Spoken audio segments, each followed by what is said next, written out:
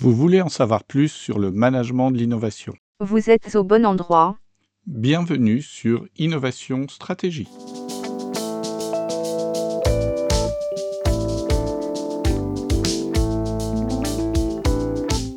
L'innovation stratégique est probablement la plus déstabilisatrice de toutes. Pourtant, lorsque l'on évoque l'innovation, on pense surtout innovation technologique, notamment innovation de produits. Le but de ce podcast vidéo est de vous faire découvrir les tenants et les aboutissants de cette arme redoutable dont ont été victimes plus d'un leader sur leur marché.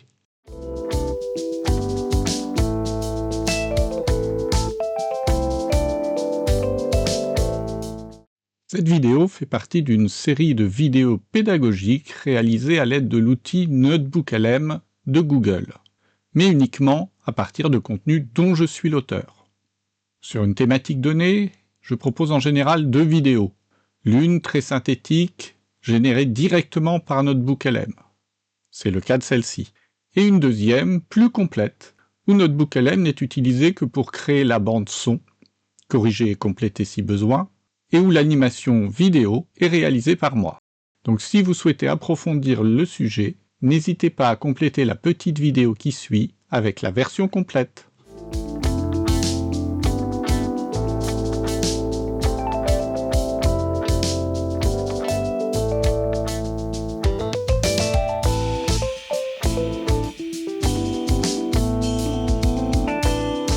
Imaginez un instant, et si la meilleure stratégie, ce n'était pas de mieux jouer au jeu de la concurrence, mais carrément d'inventer un tout nouveau jeu.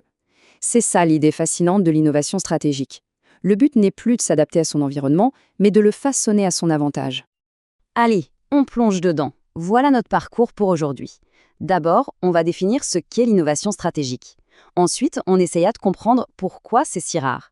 Puis on verra une méthode pour y arriver. Et enfin, à qui ça profite vraiment. Bon, on commence fort, on va s'attaquer à un monument, une idée quasi sacrée dans le monde de la stratégie. Depuis des décennies, on nous répète qu'il faut analyser son environnement et s'y adapter pour survivre. Et si cette idée était en fait un frein ? Pendant des années, la réponse dans tous les manuels était un grand oui. L'idée semblait logique après tout. On analyse le marché, on regarde ce que font les concurrents, on identifie les forces en présence et on essaie de faire sa place au milieu de tout ça. Mais c'est là que tout bascule. Et si, au lieu de juste réagir, on prenait les devants ? Si, au lieu de jouer avec les règles établies par les autres, on décidait de créer ses propres règles du jeu ? Eh bien voilà, on y est. C'est précisément ça, l'innovation stratégique. Le point vraiment crucial ici, c'est que c'est un acte délibéré.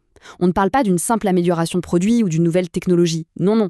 On parle d'une démarche de fond qui vise à redessiner complètement le terrain de jeu concurrentiel, à changer la définition même de ce que réussir veut dire dans un secteur. J'adore cette analogie, elle est parfaite. Au lieu de s'acharner pendant des années à améliorer un point faible dans un jeu défini par d'autres, on change le jeu pour que ce point faible n'ait plus aucune importance. Et au passage, on met en avant ses propres points forts. C'est d'une simplicité et d'une puissance redoutables. D'accord, mais si cette approche est si puissante, une question se pose. Pourquoi est-ce qu'on n'en voit pas plus souvent ? Pourquoi les grandes entreprises, leaders, ne passent pas leur temps à réinventer les règles ?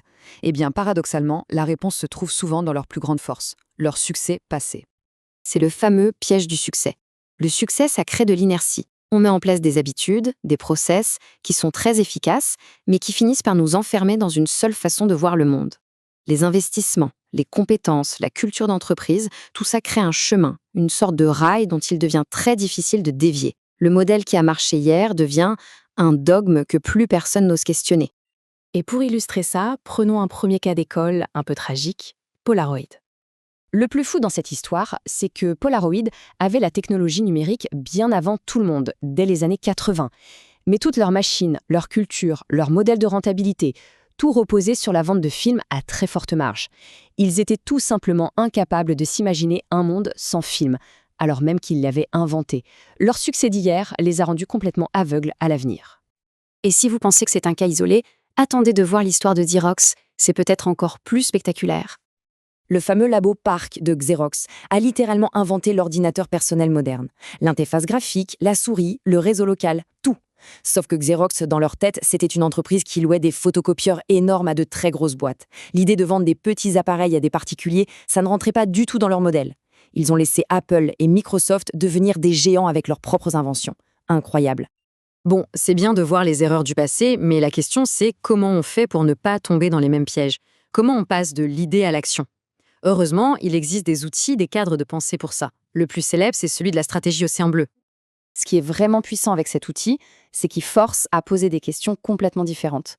Au lieu de se demander comment faire un peu mieux que mes concurrents sur les critères habituels, on se demande quels sont les critères que tout le monde prend pour acquis et qu'on pourrait tout simplement supprimer ou réduire. Et à l'inverse, qu'est-ce qu'on pourrait créer que personne n'a jamais proposé? Ça change toute la perspective. Prenons l'exemple classique, celui du Cirque du Soleil. C'est parfait pour comprendre. Ils ont regardé le monde du cirque traditionnel et ils ont fait le tri. Ils ont éliminé ce qui coûtait cher et posait problème, les animaux. Ils ont éliminé les artistes stars qui coûtaient aussi une fortune et ils ont simplifié la mise en scène en abandonnant les multiples pistes. Et en parallèle, qu'est-ce qu'ils ont fait? Ils sont allés piocher dans le monde du théâtre. Ils ont augmenté la qualité artistique, ils ont créé de vrais thèmes, une histoire, une musique originale. Et le résultat, ce n'est pas un meilleur cirque, c'est une forme de spectacle complètement nouvelle qui a attiré un public qui n'allait plus au cirque, des adultes, prêts à payer le prix d'une place de théâtre. Alors comment on fait pour trouver ces nouvelles idées?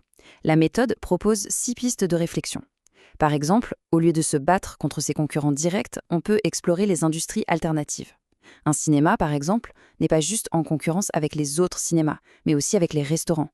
Les deux répondent aux mêmes besoins, passer une bonne soirée. En comprenant pourquoi on choisit les restos plutôt que le ciné, on peut découvrir des choses à créer. Une autre piste, c'est d'explorer la chaîne des acheteurs.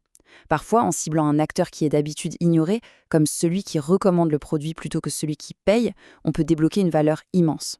Bref, l'idée, c'est de regarder systématiquement là où les autres ne regardent pas. On a souvent l'impression que c'est une stratégie réservée aux startups, aux petits, qui défient les gros. Mais en réalité, c'est une arme à double tranchant, qui peut être utilisée aussi bien par les challengers pour déstabiliser que par les leaders pour asseoir leur domination.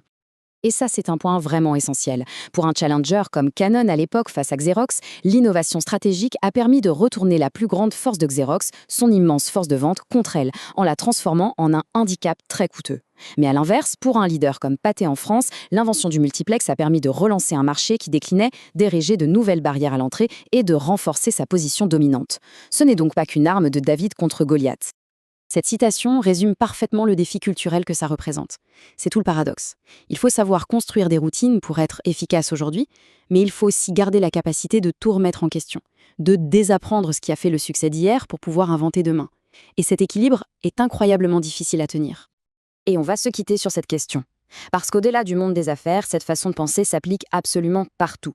Chaque industrie, chaque métier, chaque projet a ses propres règles du jeu, que l'on accepte sans même y réfléchir. La vraie question à se poser est lesquelles sont devenues obsolètes et ne demandent qu'à être réécrites. Alors oui, c'est vrai, il y a quelques petites imprécisions. Néanmoins, c'est une bonne synthèse des éléments essentiels à connaître sur l'innovation stratégique. Si vous souhaitez aller plus loin, n'oubliez pas qu'il existe une version plus complète de cette vidéo.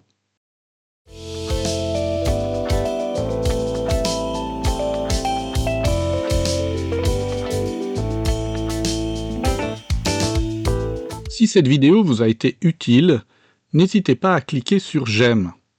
D'abord, c'est encourageant pour moi. Ensuite, si cela a été utile pour vous, elle peut l'être aussi pour d'autres.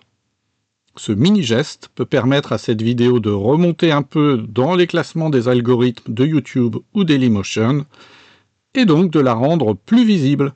Merci à vous.